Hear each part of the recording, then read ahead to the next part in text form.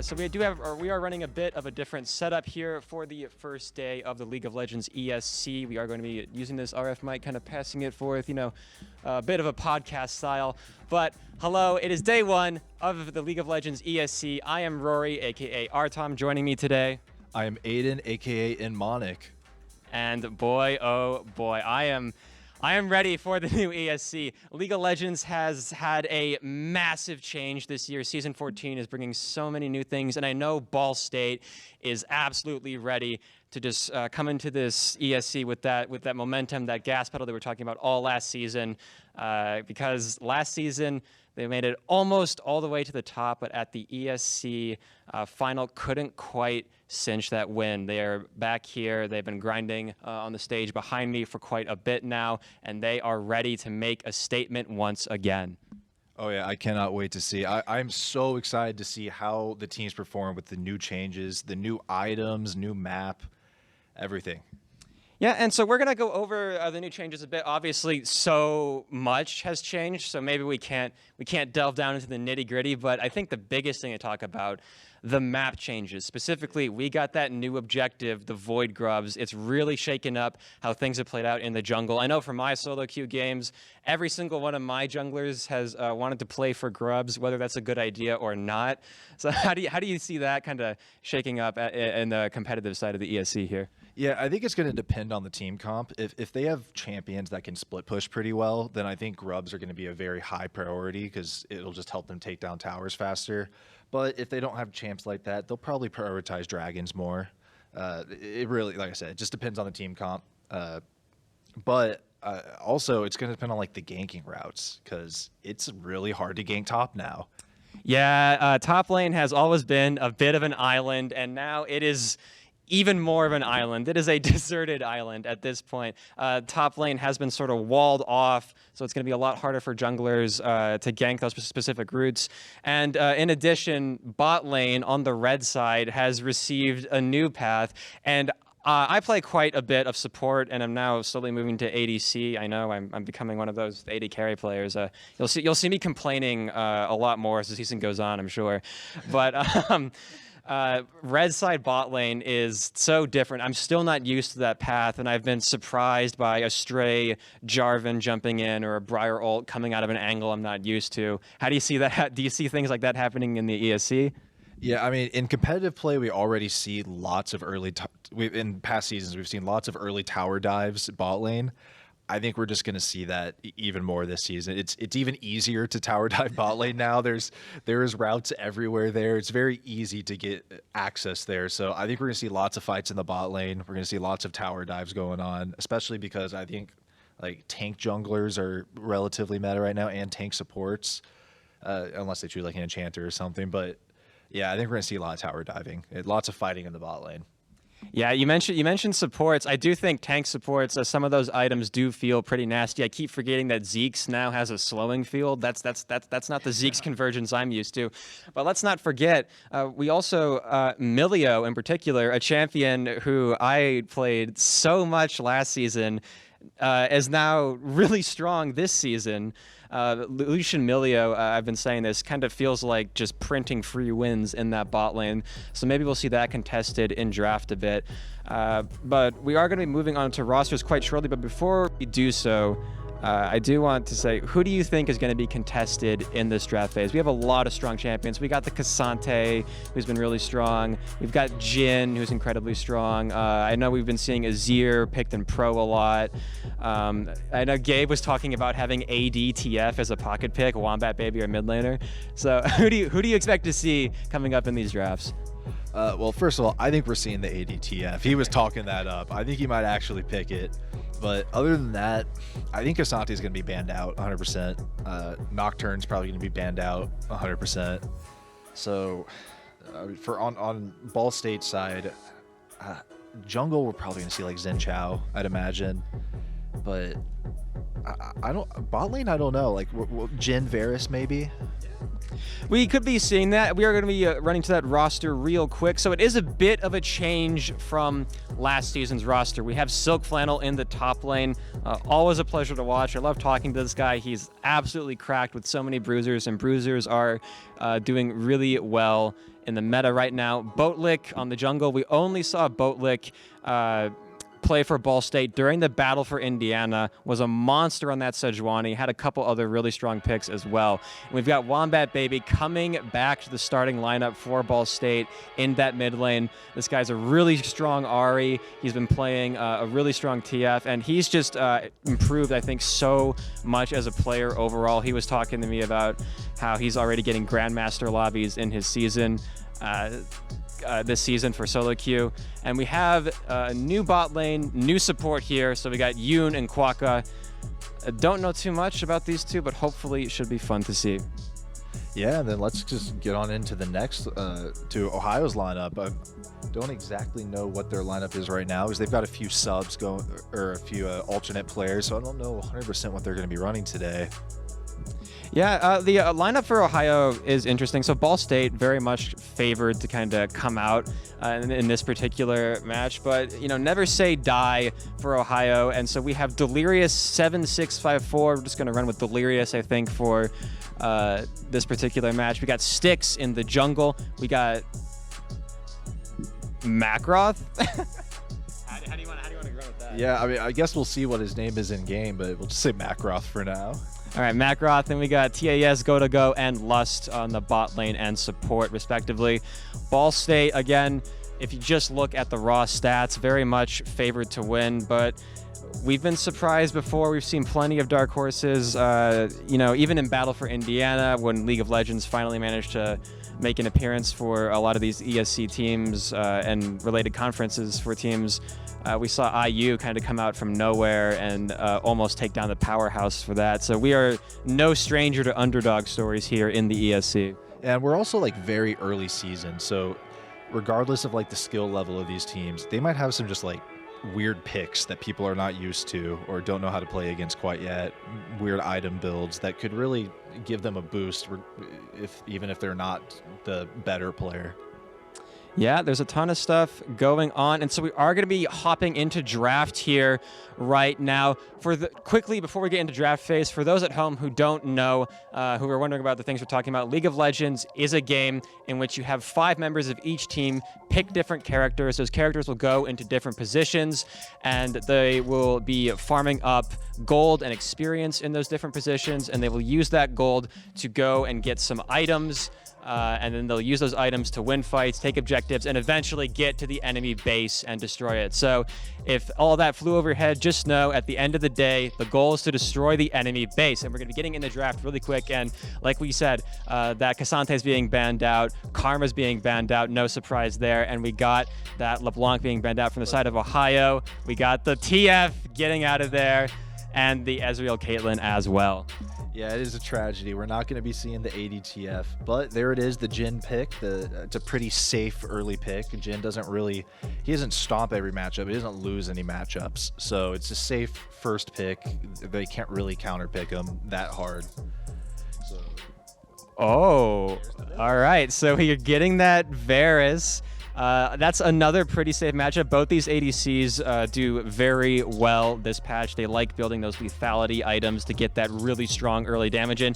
And I mentioned we'd probably be seeing this and that Lulu being hovered, locking in that bot lane right away for Ohio. Varus Lulu, very solid combo. What's your response here as Ball State? I mean, honestly, just match the Enchanter, get the Milio like you were talking about. Just keep that Jhin alive, and then you have a monster Milio later in the game, because that champion is kind of crazy right now. I wouldn't be surprised to see Emilio. I do like this pick. So if someone is going to be picking that Enchanter, Enchanters don't like getting jumped on. So Pyke could be an option, a bit of a feast and famine option. But it looks like we're going to be trying that feast or that famine, and Silk Flannel's Fiora has been left open. I'm going to hype up Silk Flannel every time he's on that Fiora. That Fiora is a crazy strong pick. Silk Flannel is crazy strong on that Fiora, rather. No matter where she is in the meta, she's doing pretty well right now, and I think that's basically going to be a free win top lane here for Ball State, if I'm being honest. Yeah, giving Silk Flannel the Fiora is questionable, honestly. I'd probably ban that if I were the other team, but maybe they're confident. They might have someone confident in the top lane that thinks they can deal with him.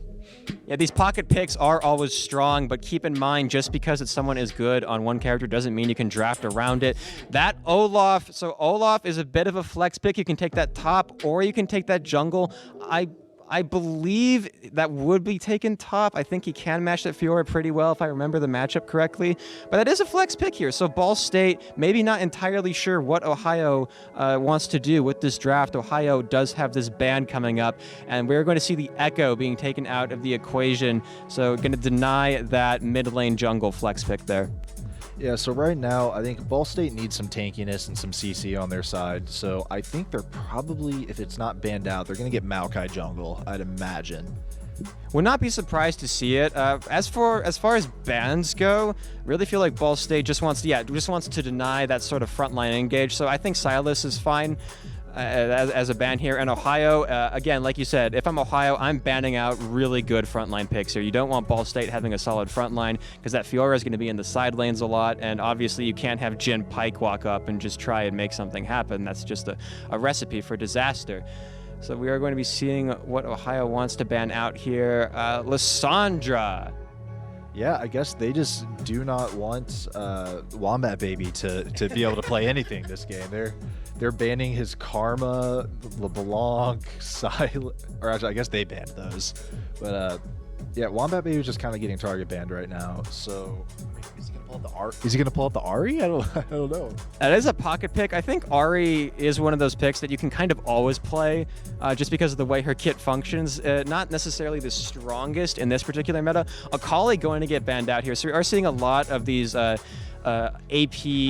burst damage champions being banned out, just because those items are so strong. A lot of these champions are so strong as a result. And that is an Udyr top, if I had to guess. Honestly, it's probably Udyr top, but it could be Udyr jungle and Olaf top. I haven't seen many Olaf jungles recently. Is the only thing.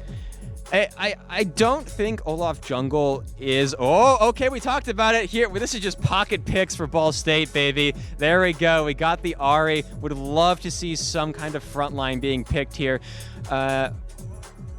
Or we can just go more damage. I like more damage. Oh, please pick Skarner. That would be so funny, actually. Okay, it looks like we're having a bit of fun in the champion select at the moment. But Udyr top is very, very strong right now, and that is Graves going to be locked in. So I'm going to comment on Ball State's draft a bit, but Udyr top, very, very strong right now. But the thing is it's like Singe top, right? You have to know that champion to be able to play it. Udyr takes a very different lens to League of Legends. Yeah, wow, we were just seeing some very bursty comps on just both sides. I mean, Ohio's going to be quite tankier, so they can survive longer, but Ball State, I'm honestly surprised with just how damage heavy we're going.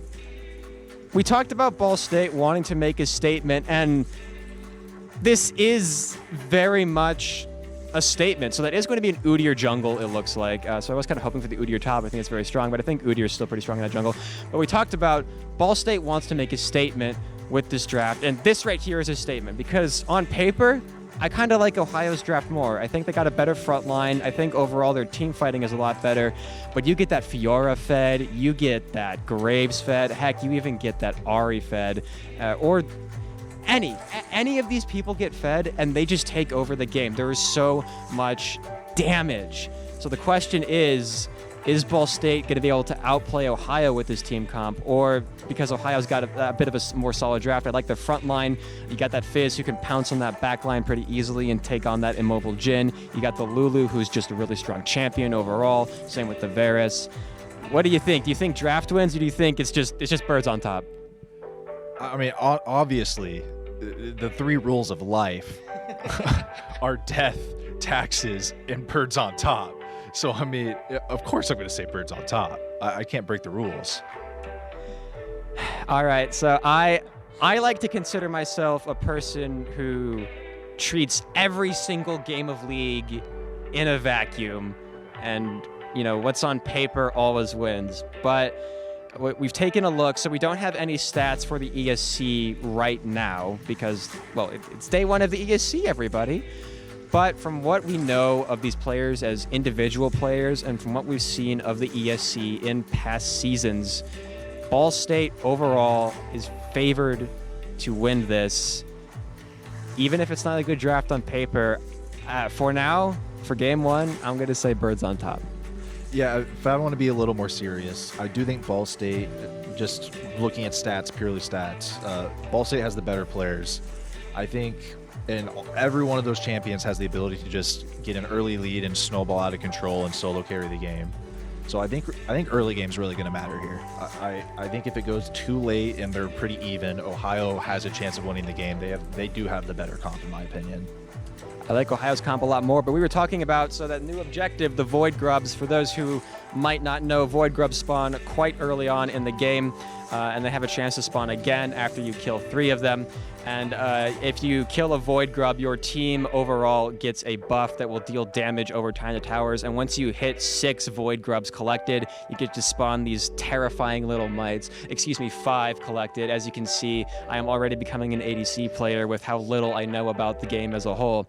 But they will spawn these little mites that are also going to be attacking that tower. It's really good for split pushing characters, and if Fiora is one thing, it is a split pusher. Yeah, but also you've got Olaf there on the other side, who is arguably a better split pusher than Fiora is. So I think that the Grubs are going to be highly contested, and we're probably going to see some early fights around them.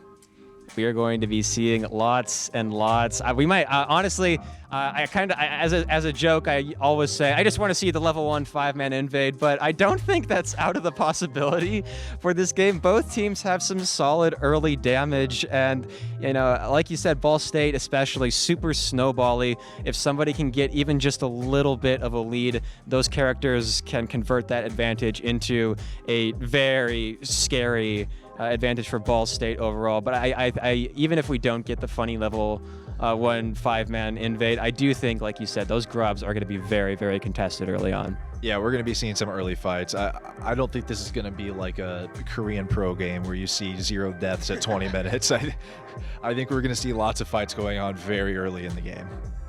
For sure, for sure. Especially because with Graves is always super strong early, got a really solid level 1. Jin also got that really solid level 1.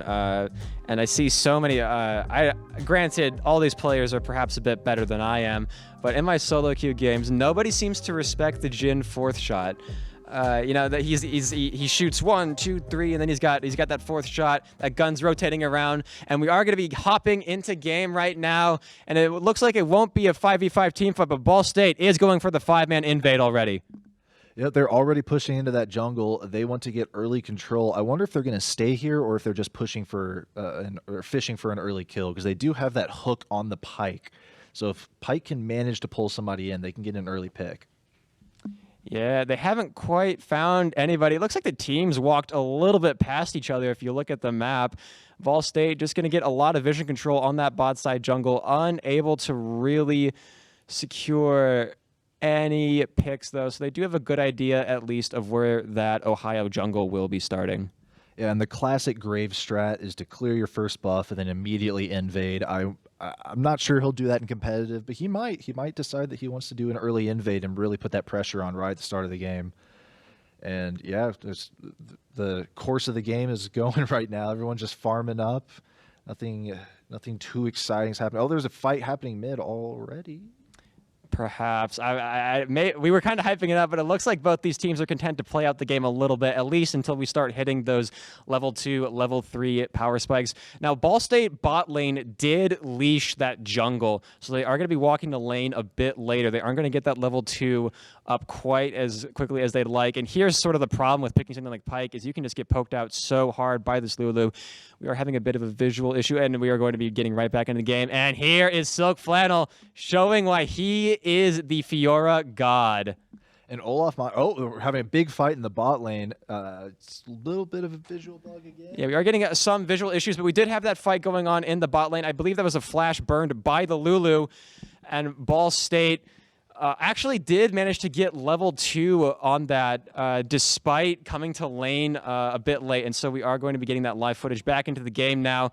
Please bear with us as we work around this. And in the meantime, Ball State sitting pretty. They seem to be piloting this early game quite well. We are seeing a lot of activity in Ohio's jungle. They can't really seem to contest that Graves and the Jin and the Pyke early game.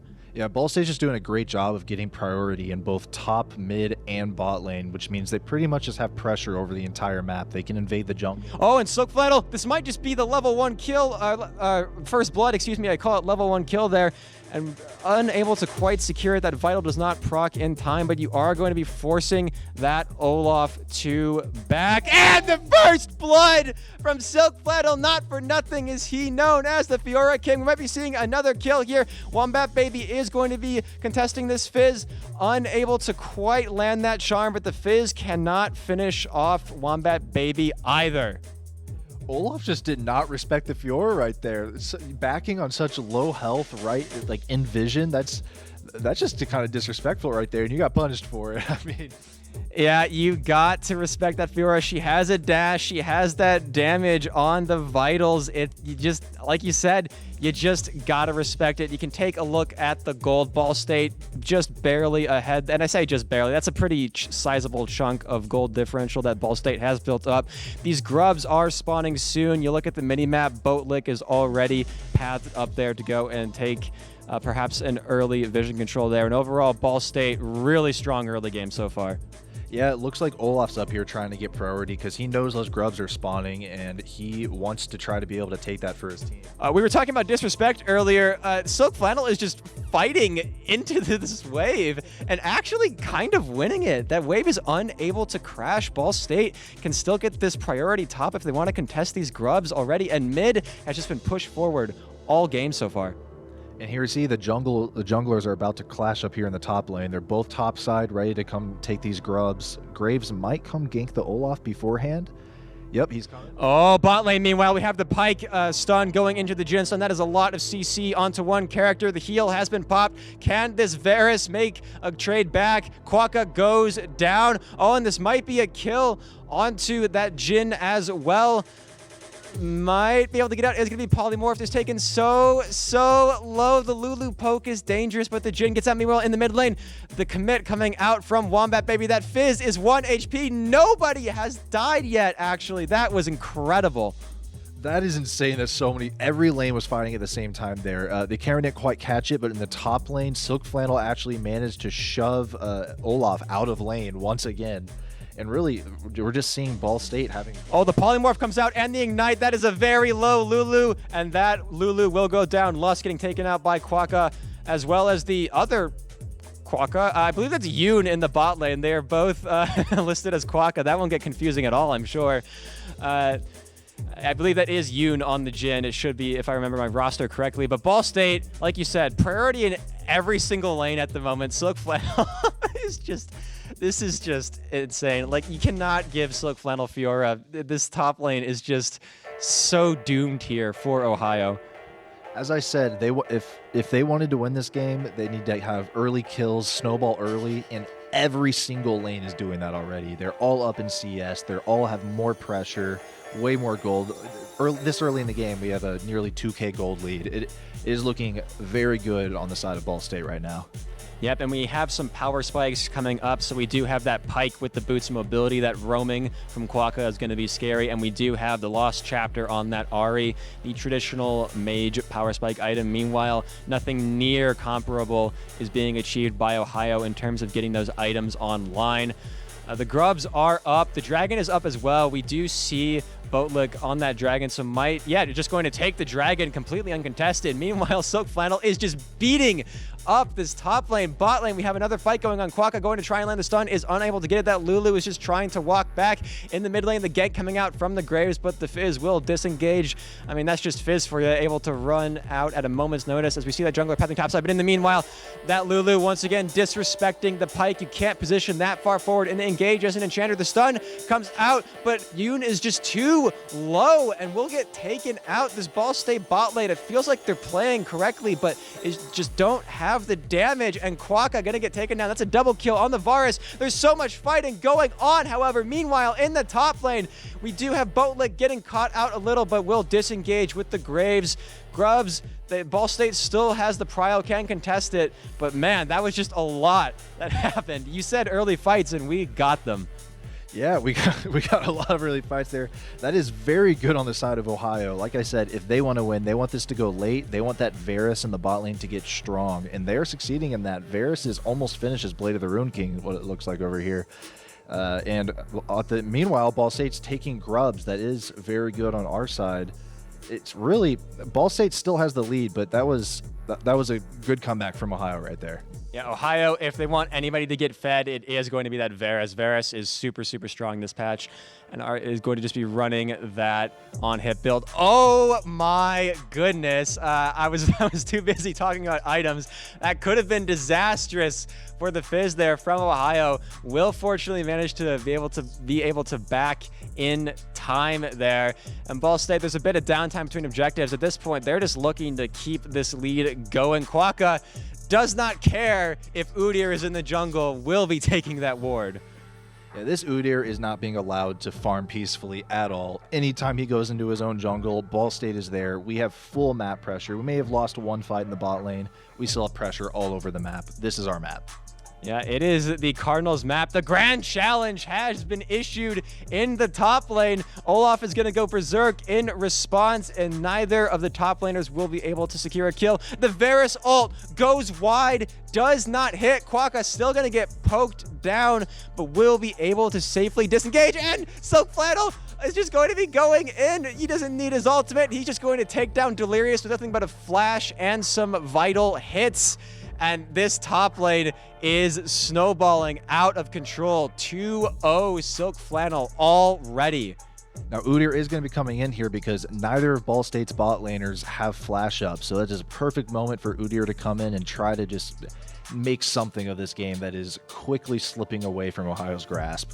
Yeah, you do have that bot lane lead for Ohio, but Ball State is ahead everywhere else, and they will be more than happy to eventually collapse onto that bot lane and just shut them down. And honestly, the CS, the minions that the Ball State has killed is pretty even in the bot lane.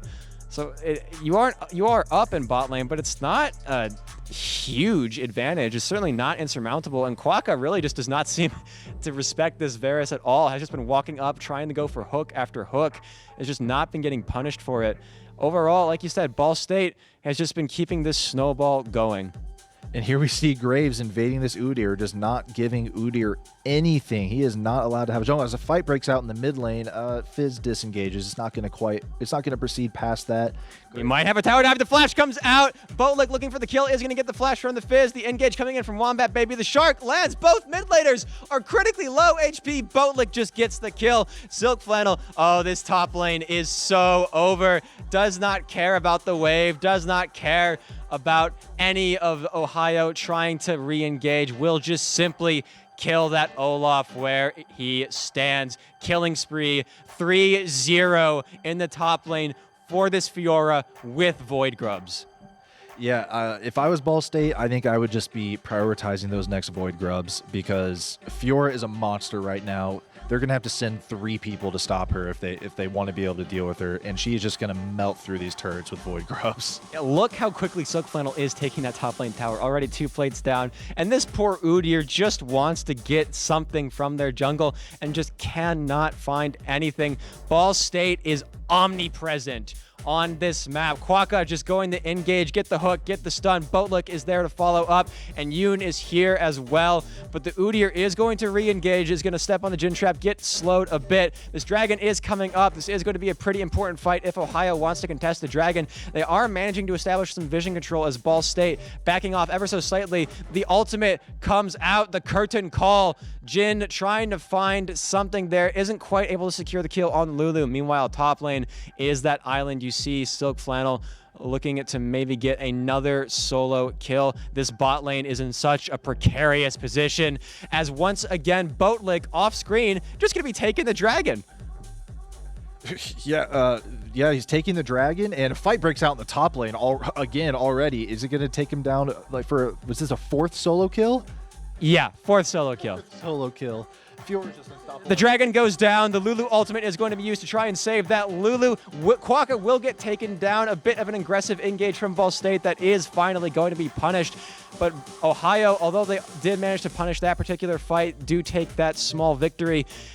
Ball State's taken every objective. I feel like they've had prio in every single lane. Void Grubs are up already, and look how low this top lane tower is. And in the meantime, once again, Udyr is losing his entire jungle. He's getting nothing, and Void Grubs are up. So after Graves takes everything Udyr has, he's going to go take those Void Grubs and make Fiora that much scarier. I mean, just look at the farm difference in jungle. Boatlick has a 97 CS to this Udyr's 73. That is an insane amount of farm. That's so much gold being put into your pocket. Already, Ball State is just taking over this game. Oh, Quokka! I was going to talk about the stun because I figured there'd be a follow-up, but no, Quokka will just take the solo kill, is going to get taken down in return. That is a killing spree for your Varus, and the Varus Keely is not going to die from that particular engage, so Varus definitely going to be a problem for Ball State as the game goes on. But speaking of problems, that was almost Silk Flannel's 5th solo kill top. And as you can see, we're just at the point in the game where the Pyke thinks he can 1v2, and he almost did. Like, we have supports 1v2 here. We have Wombat Baby taking down the Fizz in the mid lane. We're just winning everywhere right now, and Ohio really just needs to change something up if they want to stop this. The snowball is happening way too quickly for them. Ohio needs to get these shutdowns. This Fiora in particular just needs to be stopped. But the only realistic thing I can see that happening is with the Varus, but I don't really see how this Varus lives. Ball State has so much access to the backline with this Graves, with this Ahri, with this Fiora even. And Silk Flannel is just keeping the gas pedal pressed down in that top lane. We have the Ohio bot lane maybe trying to get a dive here. This Jin is going to be taken down. So you do have quite a fed Varus here from Ohio. That is some consolation, but mid and top are just foregone conclusions at this point.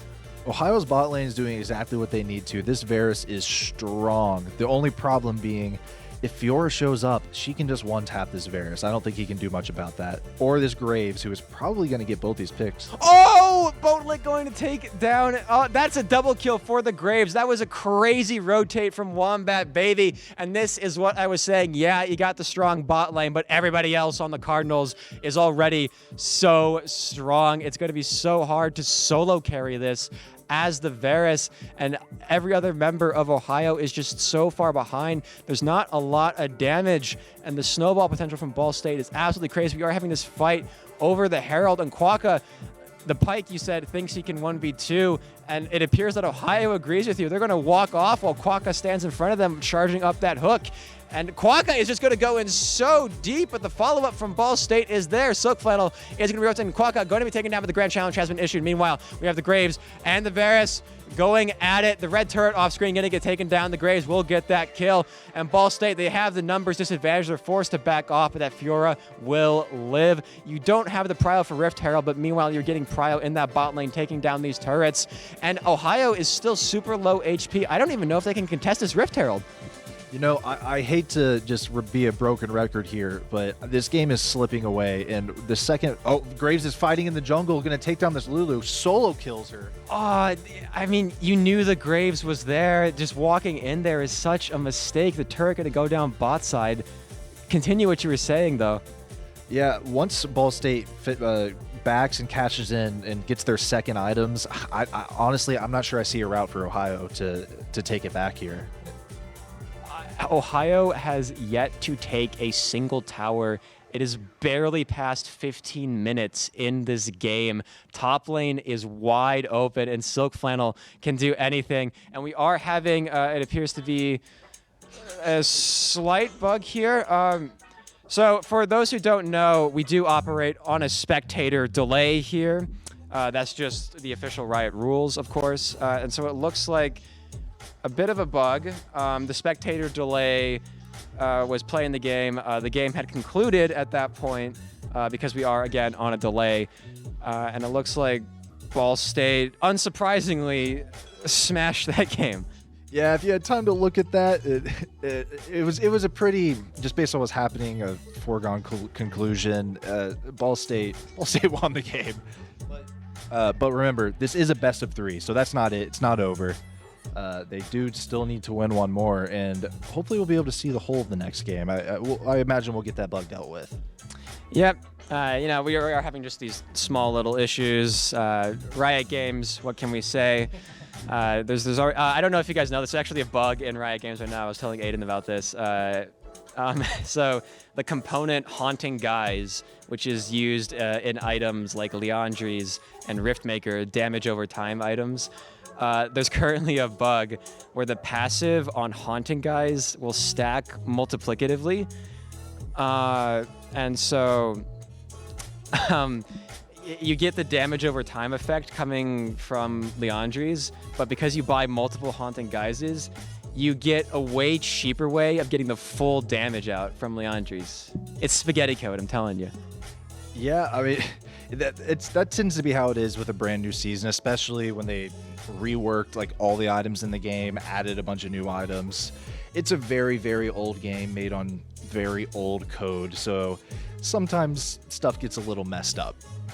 Happens to the best of us.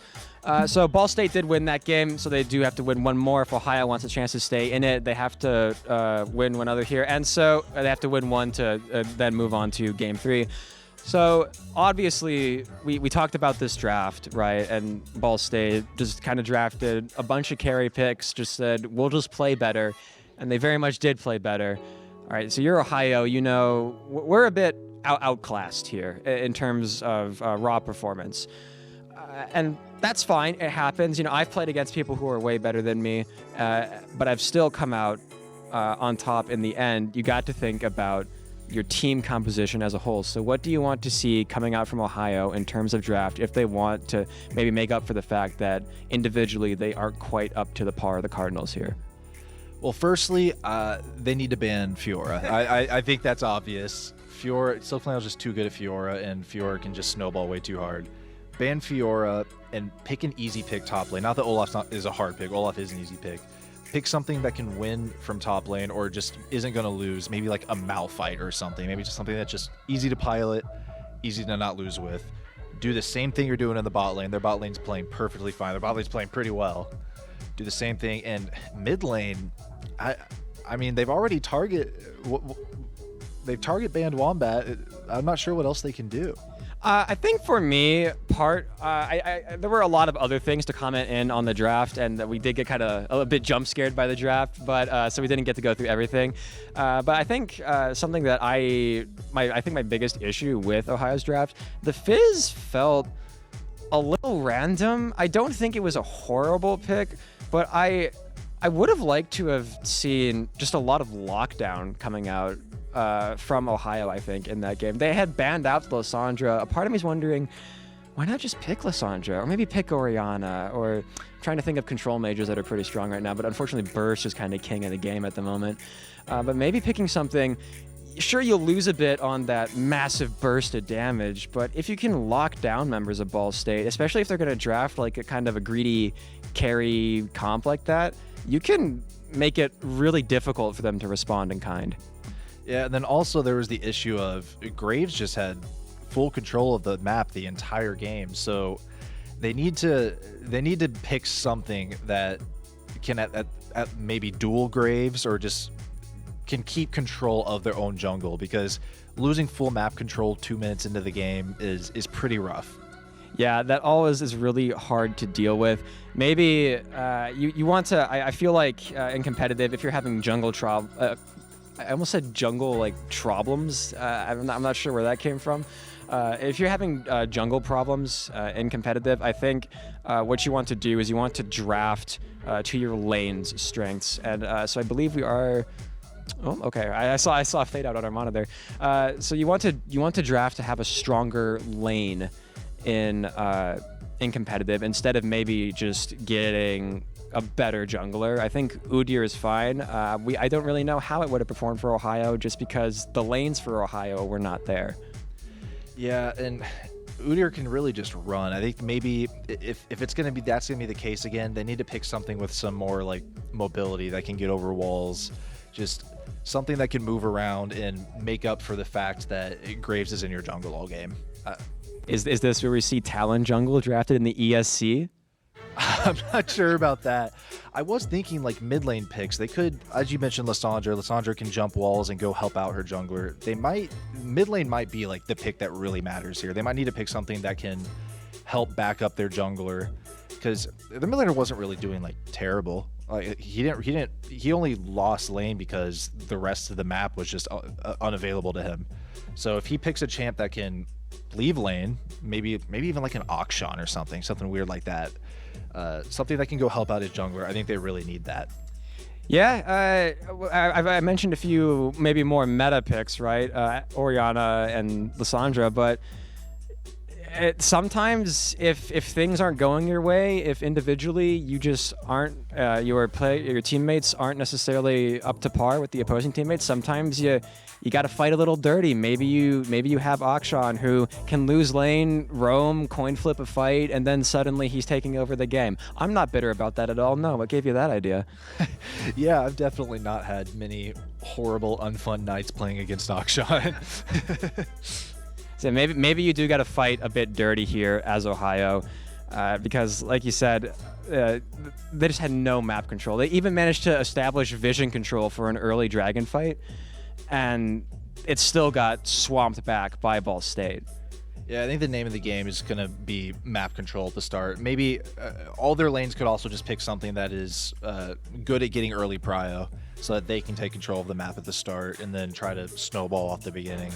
So like, I'd like to see if Casante's not banned, they can pick a Casante, as long as he's not against the Fiora, which please, Ohio, ban Fiora, like just for your own sake, ban Fiora. He can take lane prio and he can have grub control, and their bot lane's already doing fine. They can have drag control there.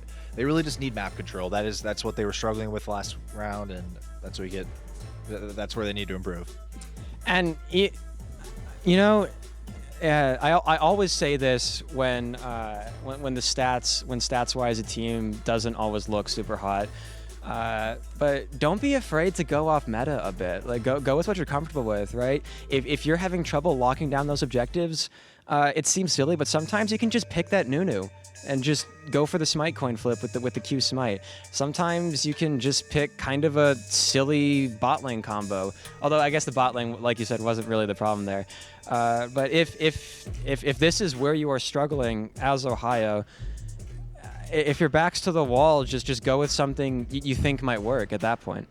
I'd also say try to pick things that can enable that ADC, because clearly they're playing well. That ADC, if that game's able to go longer, their ADC can do some damage. So maybe pick like an Amumu jungle. Just get some CC for them. Do anything you can to enable that ADC, because the ADC is the one performing, at least from game one. Maybe it was a one-off, but seemed like a pretty good player. I think he might do that again.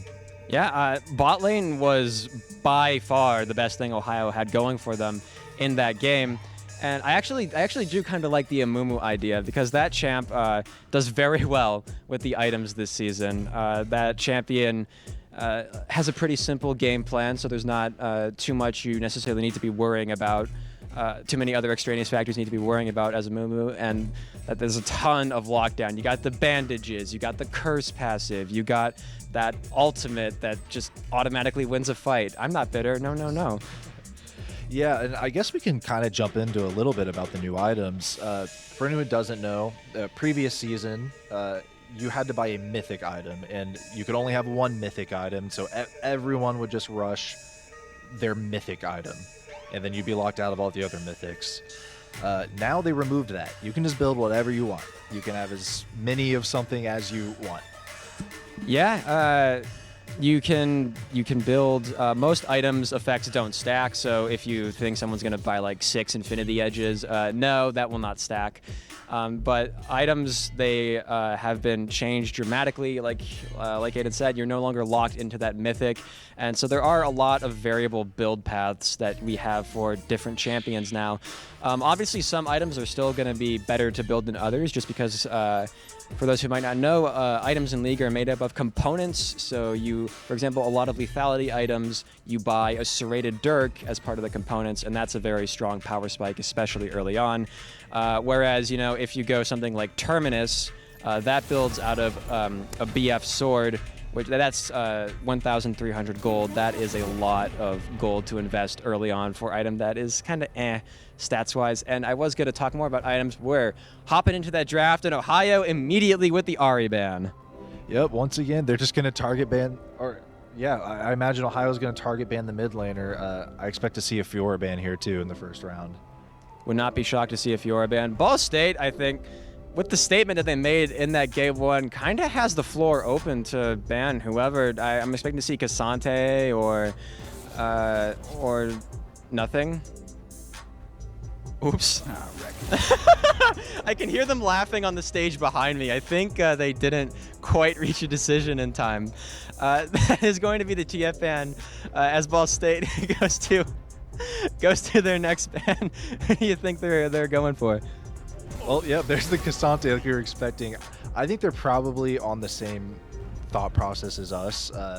We might see like a Nocturne, a Mumu ban, just anything. The Graves ban, they are letting Fiora through. I think that's a very bad idea. The Karma ban coming out. So for those who are not aware, Karma extremely strong this patch. She recently got a massive buff, and because her ultimate is on such a short cooldown, it works really well with Malignance, which is an item that will reduce that ultimate cooldown. And Karma already can reduce her ultimate cooldown by hitting abilities, so very, very strong. First pick Twitch. Okay. I think we're seeing those comfort picks. First pick Twitch, I expect to see Emilio locked second for them. Would not be shocked to see that Millie locked in. We have Ball State has access to this Fiora. Okay, so if I'm Ball State, part of me does kind of just want to first pick the Fiora because just get that win top. Varus is a very solid bot lane pick here. Ball State is going to be able to have the luxury of drafting their entire bot lane. I think Varus Milio would be very solid here. Just deny that Milio for the Twitch especially. Engage is certainly not out of the question. As well, I know Ball State really likes playing with these Engage supports as well. We'll just have to see what it's going to be drafted here. Yeah. Oh, and there's the Fiora. Ohio, you didn't listen to us. I guess you're not stream sniping, so good on you. But yeah, they must think they have a pick or a response to that Fiora, which What would that Malphite? Yeah, Malphite's the response. So as I was saying, Malphite, he doesn't necessarily win lane, but he's very good at not losing lane.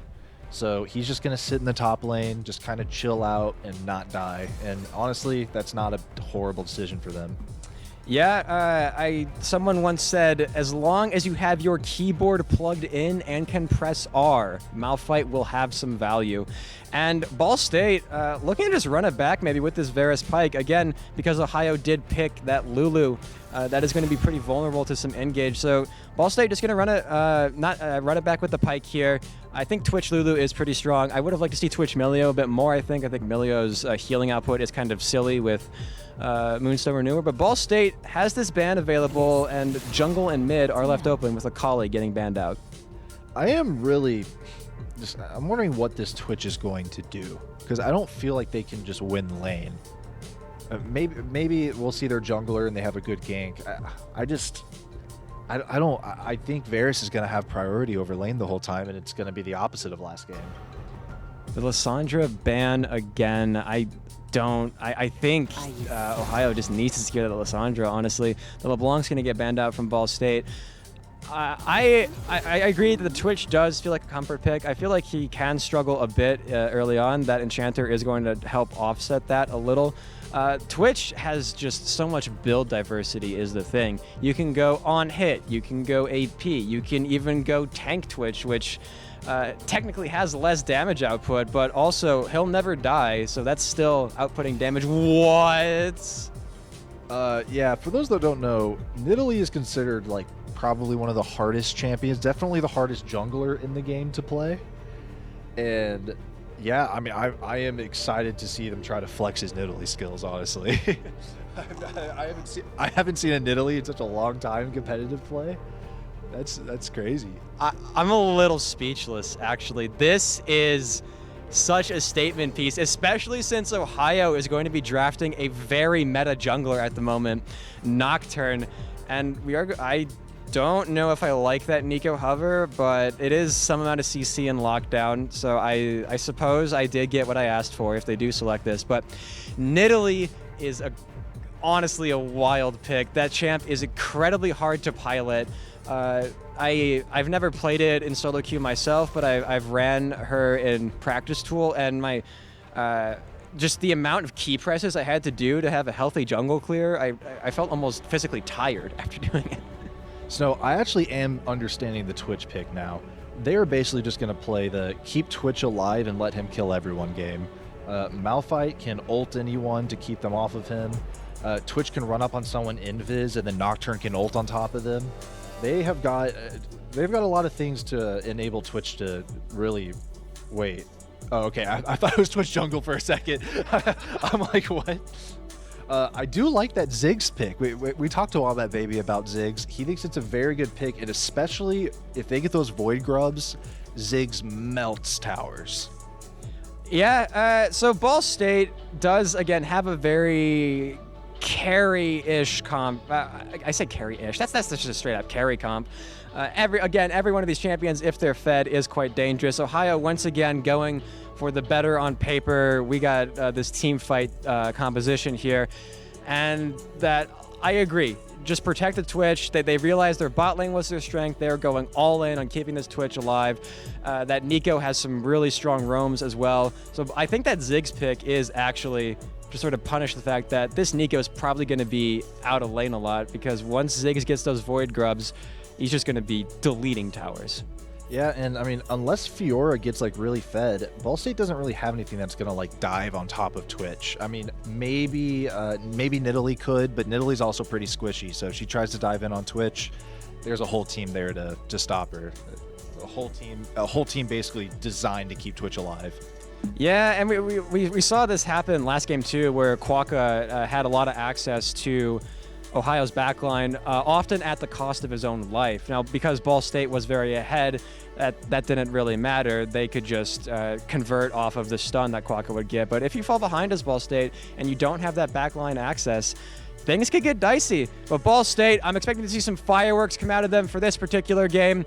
And Ohio is just drafting to get that Twitch fed as much as possible. Who will win? Let's find out. Yeah, right now, I mean, essentially Ball State is spreading out their eggs. Everyone is able to carry this game pretty much. Meanwhile, Ohio is kind of putting all of their eggs in the Twitch basket. Twitch needs to get fed if they want to be able to do something this game, because he is going to be a overwhelming majority of their damage. Yeah, it is going to be interesting. So Ball State is going to be going on this invade in the bot side jungle. Boatlick is just chilling, chucking those Nidalee spears. Is just trying to find someone there. Unable to find any members of Ohio, actually. And so it looks like due to that aforementioned spectator problem, we will only be seeing this from Ball State's point of view. So if Ohio is not in vision, we will not know where Ohio is. So we kind of get to play as Ball State for this particular one. They are going to be stealing that red buff quite early. And Ohio should, in theory, respond to this by vertical jungling, starting in their own quadrant and then moving into Ball States. Yeah, and I mean, yeah, they're probably just going to be doing vertical jungling. So we're going to see Nidalee probably ganking mid and bot quite a lot. Meanwhile, on the other end, we're going to see the other jungler just probably ganking mid and top, unless they decide to swap at one point and kind of end the vertical jungling. But that is kind of a common thing. You don't see it in solo queue too often, but you do see it in competitive play, where one jungler will just take the whole bottom half of the map, the other will take the top. Oh, and we have a really early hook here, but Quaka unable to secure it. And it looks like things are fairly even so far because we are seeing this. Oh, I'm going to hold up a second there. The flash coming in, the stun coming in as well. The ignite lands. And that is an amazing hook. First blood going to Varus for Ball State. This is exactly what you did not want as Ohio here. And as I was going to mention, so we aren't going to be able to quite see the items, gold differences, and things as neatly as we might like, but we are going to work with it. We get this from Ball State's POV. You can see the call-outs being made there for different summoner spells as well. And Ball State already making a really strong early game statement. They are going to be taking over this bot lane and shoving that Twitch out of lane as hard as possible. Yeah, and as we can see, it's interesting to look through the point of view of these players, because, you know, we have some high-level players here at Ball State. And we have a high-level hook that's going to land, and Lust is just looking so low, and that is another kill for Varus already. Yeah, and if you look, they're actually timing the flashes, and on the tower dive, can they get this pick before Pyke is taken down by the tower? And they do. Pyke doesn't quite make it out. Twitch gets a kill, but Varus is 3-0 at 3 minutes. That's kind of absurd for an ADC. That's a big lead. Yeah, we talked about Malphite's a bit of a counter matchup to that Fiora up top. And Ball State said, all right, well, we can't play the top lane nearly as easy. Let's just play to our bot side here. And it is going extremely well for them. That is a lot of gold in Varus's pocket already. Yoon is going to make good use of that. In the meantime, in that mid lane, we have the Ziggs. I feel like Wombat Baby's just had prio essentially all game, it feels like. And we haven't seen much of Silk Funnel yet, but that Fiora is going to be putting in the work, no doubt. And Quaka just going on that roam mid lane. The counter gank is coming in from the Nocturne. Oh, that's Lico's so low. Wombat Baby is going to commit the flash, is going to get the kill, is going to flash the mastery there just to get some extra ego points in. But yeah, Ball State already doing so well. You know, we're seeing the viability of this Nidalee pick right here. The extreme early pressure and damage that Nidalee can put out. And we are going to be seeing that pressure in action. Oh, the flash into the wall. Unable to get anything out of that. Ohio just going to be taken down immediately. We have the Grubs coming up. We have the Dragon coming up as well. And Ball State, I feel like this lead is even more dominant than the last game. Yeah, I mean, we're seeing... We didn't see Graves start to take off until he got like an item and a half last game. Nidalee is just taking control of the game immediately. Nocturne, his whole goal is he wants to hit level 6 as fast as possible because he is one of the best ultimates in the game. But Nidalee is just not letting him. Nidalee is getting every lane ahead, ganking as much as she possibly can, and stealing his camps, and stealing his life. Really just making this pick look perfect. Speaking of picks look perfect here, I just watched Silk Flannel walk up to that Malphite and just keep hitting those different vitals. That is actually insane. Ball State has 7 kills to Ohio's 1. And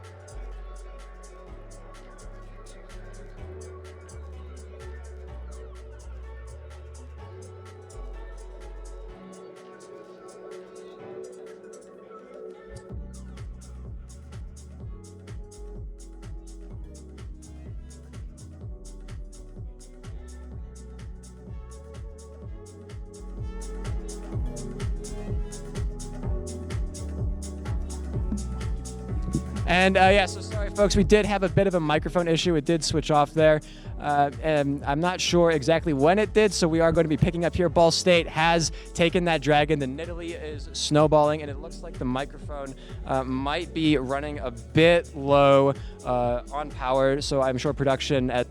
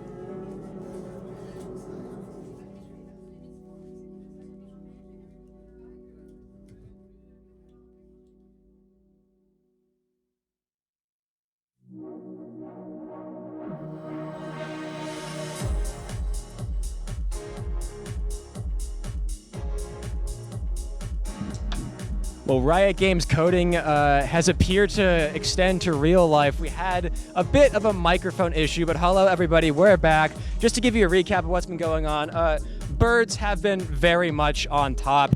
It's been really fun watching this from the POV of the different Cardinals players as well. But Ball State has taken every single, the Void Grubs actually have not been taken, excuse me, but Ball State has been taking objectives. They've been winning hard in every single lane. And the one we talked about, Ohio kind of wants this bot lane to get ahead, and that is the exact opposite of what is happening. It is very much a Cardinal-centric game so far. Now, if Ohio does want a chance at winning, their time is right now. Nocturne got a kill. He's got a little bit of gold, and he's hitting level 6. Nocturne needs to put some pressure on the map with that ultimate as Pyke is diving his tower, misses the hook, not going to quite start a fight here in the bot lane. But yeah, we've also seen, I said Malphite's good at not losing top lane. That's not happening. Don't give Silk Flannel Fiora. I mean, even in a counter matchup, Silk Flannel wins and just steamrolls lane. Sometimes you just have those pocket picks. Speaking of picks, we might be getting a pick on via this tower dive. Lust really just not respecting the Pyke at all, and Quokka will give their life for it, but that's totally worth. You get gold on the ADC. Off screen, we have those Void Grubs being taken by Boat, like this Nidalee jungle. We said, very much a carry pick, already getting so much value. And Ohio really needs their teams. Like, someone needs to be strong to keep this Twitch alive whenever team fights start happening. And so far, they just do not have that member. That Nocturne needs to make something happen, because I think he's the only one that can really maybe flip things on its head right now. It's not looking too bright for Ohio at the moment, though. Yeah, like you said, or rather like I said, sometimes you just need to be able to press R and have your keyboard plugged in. I said that for Malphite, but in this Nocturne's case, that might have to be the miracle Hail Mary that they are hoping for. In the meantime, we have Silk Flannel shoving in this top lane hard, and I feel like it's a tale as old as time. Lulu is just getting caught out once again, but the re-engage is coming. This might be the play you were looking for as the Nocturne ultimate goes out. That is a big shutdown for Ohio. They're looking for more. I don't think they have the damage. They certainly don't have the HP, and the re-engage from Ball State as the Nico goes down. Double kill for the Nidalee, and the Pyke goes down. Quokka getting taken out, but that is a dead Twitch, and that is a quadra kill for Boatlick. All right, any doubts I had about this Nidalee pick evaporated. Yep, I hope we see some more Nidalee going on in this league, because this pick has been amazing. And honestly, that was exactly what Ohio needed to do. They were just too far behind whenever they finally managed to do it. It's a tough game from here. I'm not exactly sure what they can do to come back. Yeah, and Nidalee's just going to keep taking all the resources on the map. Wombat Baby's going to knock down these towers. They've gotten the Void Grubs. They have so much damage. Once he gets down to these 2 plates, watch, he's just going to one-tap this tower. It's going to disappear. Yeah, that is... Well, yeah, you need to have minions there. Ziggs cannot face tank a tower. But that is 18v6. That is 18 kills that Ball State has to Ohio's 6, and it just hit 11 minutes in the game. Now, it is important to note off screen, Ohio did get a shutdown on a Silk Flannel. We'll talk about that in a second as the bot lane engage. Taylor's oldest time is coming in. Twitch will die, as will the Lulu. The one thing Ohio needs to be strong in this game is just being denied to them by Ball State. That bot lane tower will go down, and that mid lane tower will go down soon after. And at this point, nowhere is safe for Twitch. He can't even sit under tower anymore. Ball State is strong enough, they can just dive under this tower and put him back on a gray screen. It's looking rough right here. They're going to need a nice Nocturne play, maybe combine Nocturne with Twitch running up on somebody while invisible. Yeah, and here, I believe this mid tower is going to go down. Ziggs is just probably going to one-tap it as he Pike takes down the Nico, takes down that tower, and the map is opening up, and Ball State is looking to push their victory. Oh, and we had the Nocturne there just trying to get anything.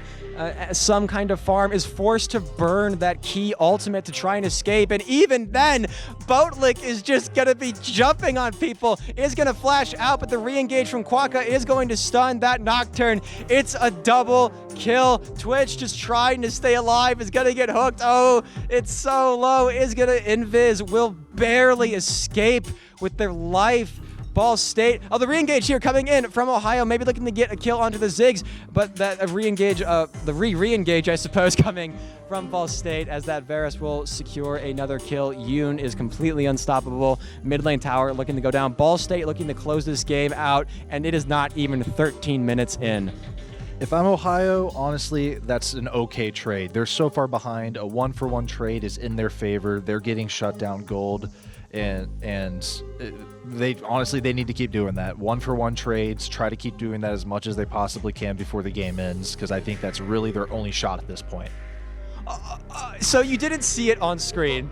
The camera was panned just a bit too high up, but so Silk Flannel had taken that Malphite down extremely low. Malphite tried to recall under tower, and Boatlick just sat in jungle and threw a spear from the bush, destroying this Malphite. But we have the Nocturne engage onto the Fiora, but the healing and sustain that Fiora has is just going to keep her alive. Silk Flannel will not be taken down. That shutdown would have been huge for Ohio, and actually Ohio, this is going to backfire on them as their support gets taken down. As Ball State, we have the bot laner just chilling up in top lane, is going to be shut down by the Twitch. This is exactly what Ohio wants, but that Nocturne is so low. Nidalee just going to pick up another kill, and the damage is absolutely insane. It's League of One-Shots, everybody. Double kill for Boatlick on the Nidalee. Sure, dive the Malphite. Why not? The turret goes down. Silk Flannel is so low, but the triple kill for the Nidalee will take all of Ohio down. Okay, at this point, Nidalee is just a 1v5 monster, just one-tapping. If you're in melee range, she's going to one-hit you. If you're across the map, she's going to throw a spear at you and one-hit you. This Nidalee is just out of control. And short of the entire enemy team jumping on her, I do not know how they can shut her down. I am not sure why Ohio's support was in the jungle, but that just caused their support to burn flash. The Nocturne ult is going to be engaged. This is such a desperate play. Ohio just wants to make anything happen. An ally has been slain. Wombat Baby will go down. That Lulu ult keeping the Nocturne just barely alive. Quokka honestly might try for the re-engage here. Ball State is in position to rotate. The Rift Herald off screen will be taken by Boatlick. Ball State is looking for the 2v3 here. They are completely unafraid of anything that Ohio is willing to throw at them. I did just want to point out the damage from Nidalee is only going to get higher. Boatlick has a Lichbane. That is it. Yeah, he is at one item. Once he gets two, once he gets 3 items, it is quite literally going to be a one-shot. Just one ability, they're going to go down unless they can themselves get some gold and get some items on the map. All right, so we did just see, so Silk Flannel did engage onto the Malphite, wasn't quite able to burst it down. In the meantime, once again, this Lulu will just die. I feel like Ohio's positioning with this Lulu has been far too aggressive. You need to be playing a lot farther back, especially as an Enchanter support in this situation. And oh, the flash will be committed by the Twitch, and Quokka tries to find the ultimate to just get a lucky X marks the spot, but won't quite be able to secure the execute. So the Twitch will live to see another day, but this bot lane tower is going to be gone, and the Hextech Drake is already being started by Boatlick. But did you see that Ziggs ultimate? That was fired from basically the mid lane, and it almost one-shot the Twitch. The lead that they have right now is honestly one of the biggest leads I've ever seen in competitive. This is a massacre. And unable to quite kill the Nocturne is going to get the flash, though. Oh, wow. Boatlick is just going in for it. Actually, Boatlick bought a Medjai's Soul Stealer. I have never seen this purchased in the ESC. Ever. That is big fight happening. There's a massive fight happening. The ally will be slain. That is the Pike going down. That was a huge Nico ultimate, but the trade will be coming back from Ball State as Ziggs and Fiora will pick up 2 kills respectively. Once again, Ohio, you take what you can get, but Ball State is winning this war of attrition that Ohio is trying to create. Okay, as I was starting to say before that fight broke out, Twitch did just get another 700 gold shutdown. That is his second of the game. If Ball State keeps doing the ultimate has been launched as the Nocturne comes in, and wow, the Malphite into Nocturne combo. We talked about how you just need your keyboard plugged in, need to press those keys, and that's exactly what happened. That Ziggs will be taken out immediately. Ghost has been popped by the Ball State Varus ADC unit trying to get a kill here, and there are a lot of members of Ohio in that mid lane, and Ball State seemingly does not care. Quokka is going to go in so deep. Is it dead yet? Actually, Ball State is just going to straight up win that fight. I don't know how Quokka managed to escape that alive. Wow. Ball State, if you've noticed from their comp, they just have so much poke from a distance that they can just get these people low, and then they just dive into the fight and only have to finish off like a quarter of their health. As Fiora dives this tower, 1v1ing the Nico. Oh, that's rough, actually. So, again, Ball State, it's clear they're confident, right? Quokka just jumped into a group of 4 people and came out on top.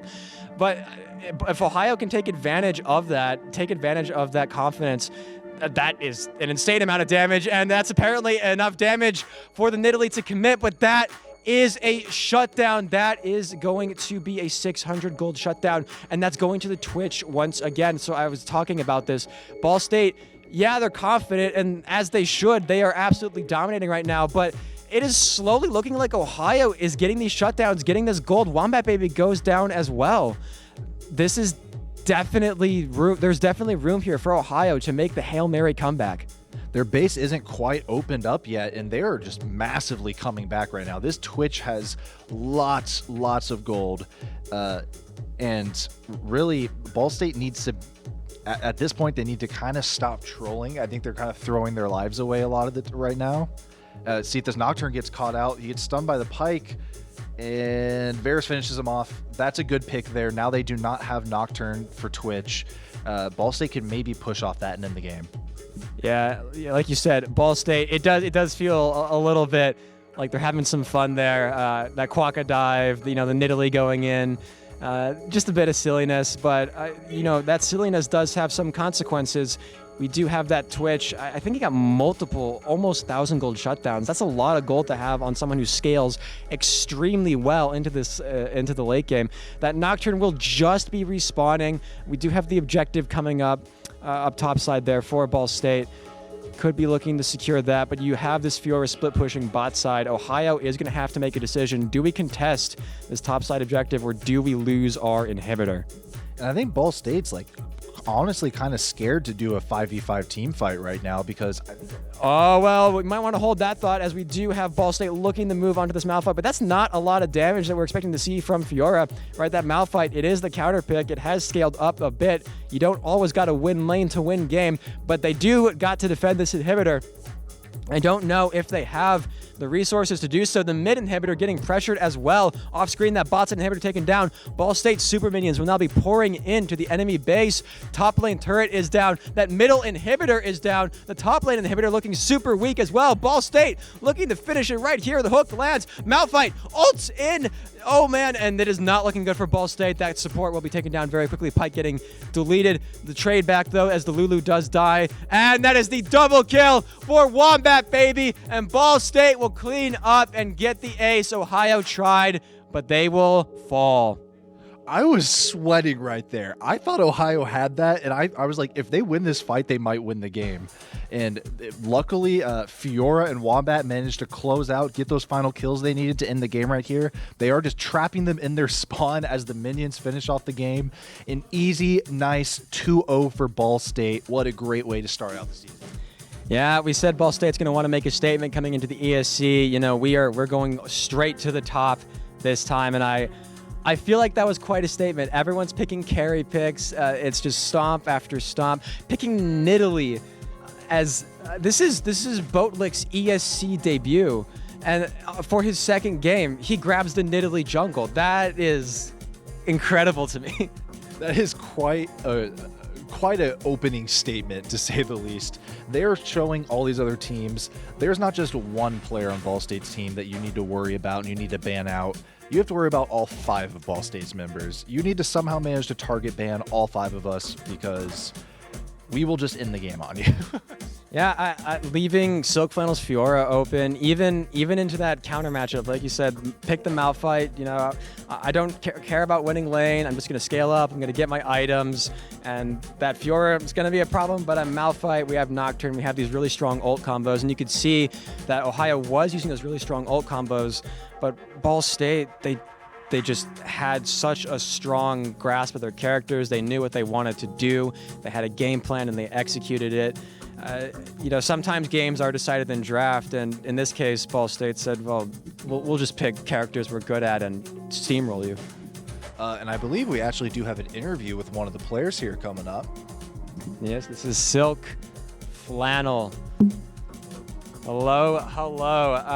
So Aiden and I, honestly, that was just a very fun series to watch. It felt like Ball State kind of put their foot on the gas pedal and just never stopped moving forward. So going into draft, we saw kind of a lot of these carry, you could almost say greedy picks being selected by Ball State. Was that because you guys were just that confident going in? Yeah. Yeah. Yeah, we were confident in the enemy, or in ourselves versus the enemy. But yeah, we don't want to like disrespect them. It's just like when you know you can pick your pocket pick and it will go unpunished. It's just always like the right move. All right, so I do have so Ball State did very well in the ESC last season, and unfortunately at the very end was unable to cinch that win. But honestly, that this game felt like a very big statement coming out from the Cardinals. So do you guys think you're going right straight to the top this season for the ESC? I think for sure we're gonna. We could definitely do flawless again, and maybe this time actually flawless and finish on the finals with. Yeah, we're gonna go for it. I'm excited to see it. Did you have anything here for Silk Flannel? I really just wanted to know. I know it's not your pick. Is that Nidalee pick a pick that you guys like practice that we may see in the future, or was that just like a pocket pick that he was like, I think I can get away with this right here? Oh yeah, I guess I should keep. No, yeah, Lewis, that's a Boatlick. He plays a lot in Italy, so yeah, we're pretty confident, especially when it's a good matchup and doesn't. I think that was a pretty fine matchup. Like I think Italy does well into Nocturne, so he was confident, and I trust him. Yeah, and I was thinking, I was saying during draft, they need to pick Malphite into this Fiora. If they're gonna let Fiora through, they need to pick Malphite, and clearly that didn't stop you. I guess I'm just saying good job. I don't even know if I have a question there. That was quite a performance. Congrats on your first victory, and we hope to see this similar to this going on in the rest of the season. Good luck on the season. Thank you. And that was, just had to double check that was on. That was Silk Flannel, the top laner from Ball State Cardinals, who was allowed to pick Fiora twice, and hopefully will be a message to other teams. Please don't let Silk Flannel pick Fiora. I do want to give a quick shout out to the people in the back room as well. We had some Riot Game shenanigans, and some of those Riot Game shenanigans turned into real life production shenanigans, and they have handled it beautifully. So much appreciated, guys. Thank you so much. But that was Ball State's ESC first game of the season. and I can't think of a better way to start it. Yeah, I mean, I hope that is. I hope we just go up from here. That's a great dominating victory. Let's see if we can do that to the rest of the teams. It is a new season of the ESC. It is a new season of League of Legends, and it is a new, mostly new, I should say, roster here for the Ball State Cardinals League of Legends team. And the future is looking very, very bright. But I believe that's all from me. Yeah, that's all for me. All right, so I have been Rory, aka Artem. I have been Aiden, aka Inmonic. And thank you all for tuning in. Congratulations to the Cardinals, and we will see you next game.